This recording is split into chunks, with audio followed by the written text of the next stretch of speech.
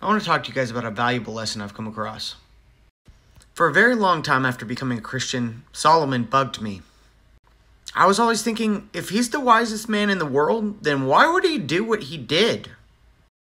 I mean, it's his fault that the 10 northern tribes of Israel got scattered, never to return home. And clearly he was wise. I mean, read Proverbs. There's tons of proof in that. But if he was really the wisest man on earth, then how was he so dumb? I mean, obviously he had tons of faith in God. So where did he go wrong? It took a little while, but I found my answer. What he did wrong was stop obeying God. He followed worldly lusts and passions. And he knew what he was doing was wrong. But he chose to do it anyways because he could not contain his lust of the world. The story of Solomon's wisdom can be found in 1 Kings 3. In that story, we find that God came to him in a dream and would grant him anything that he asked. He asked for wisdom because he had the absolute best intentions. And God was pleased by this, so he granted him the wisdom. At this time in Israel's history, they weren't supposed to marry people of other cultures.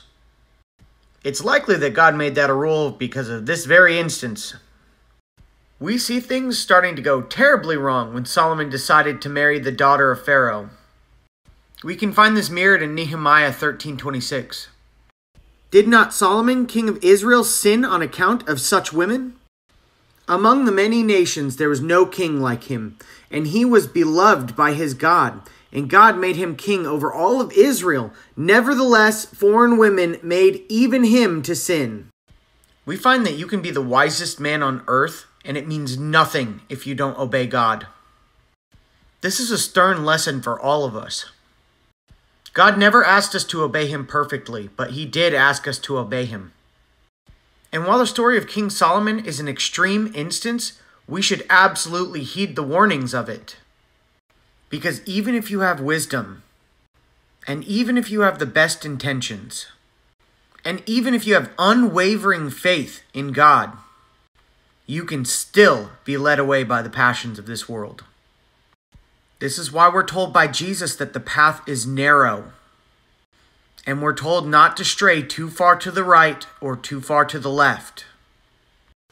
Father God, Yahuwah, gave us these lessons. And he gave them to us so we might not make the same mistakes. And to show that faith and obedience is required of us to stay on the narrow path.